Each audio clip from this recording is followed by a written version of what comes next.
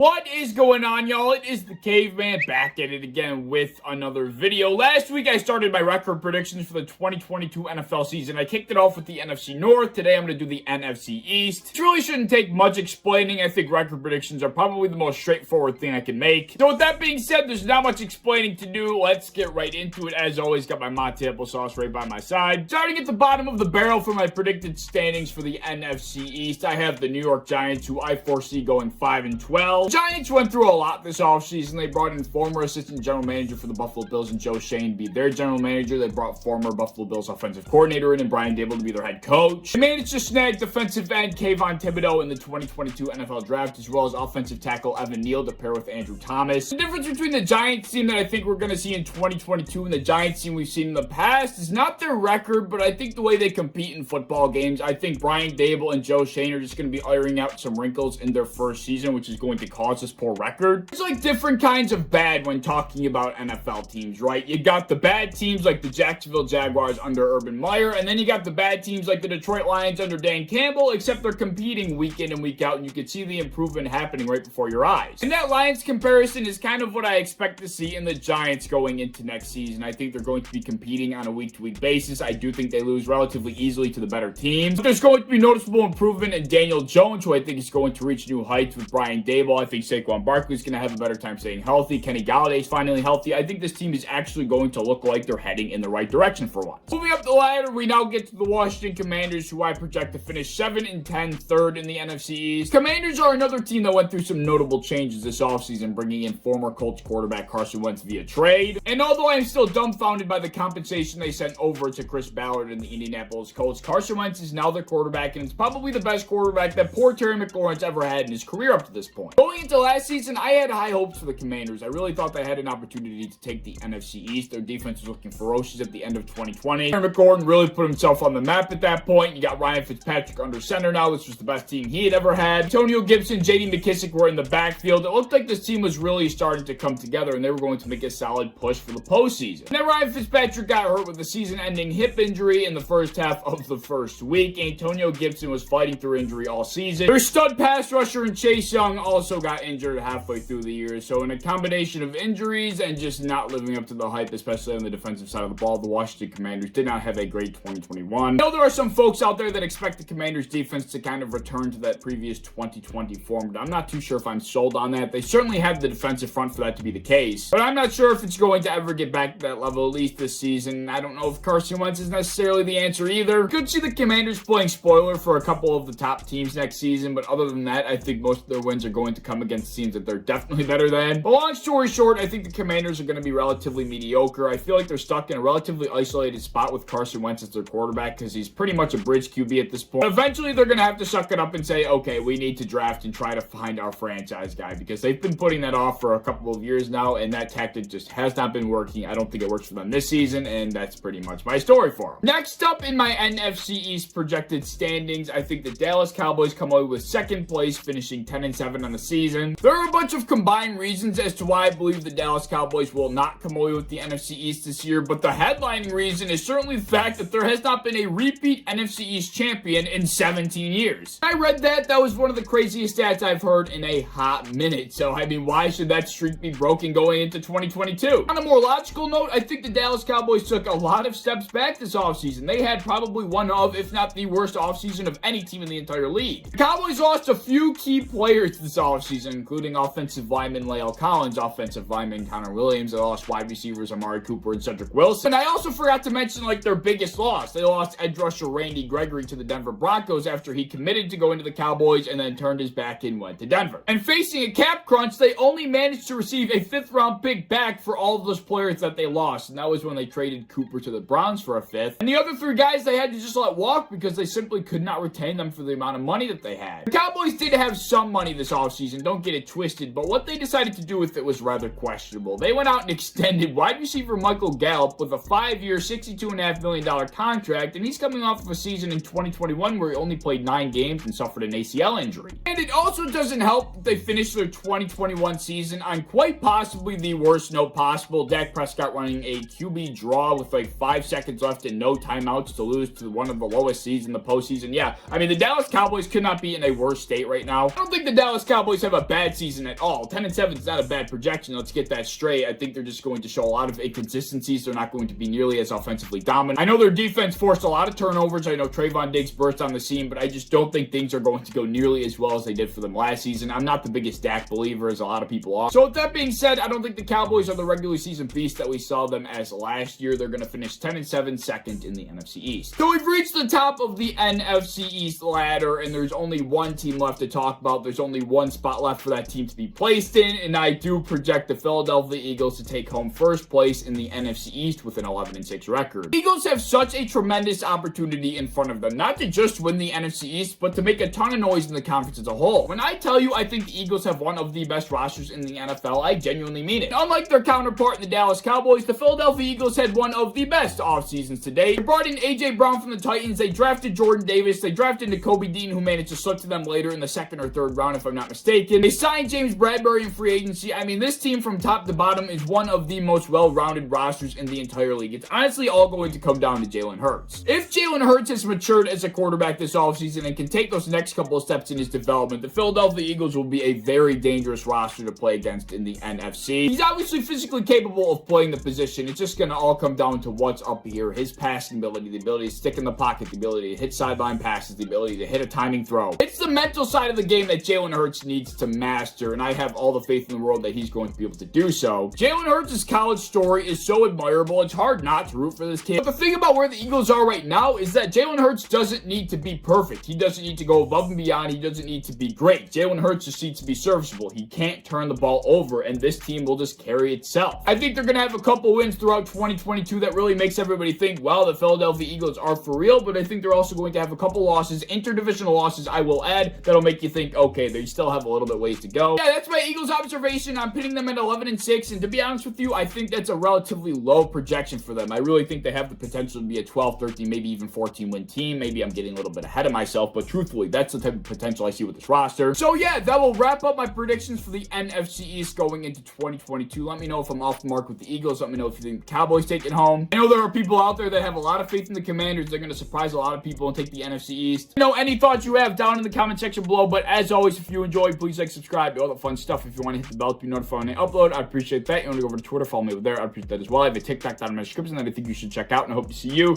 in the next one. Peace.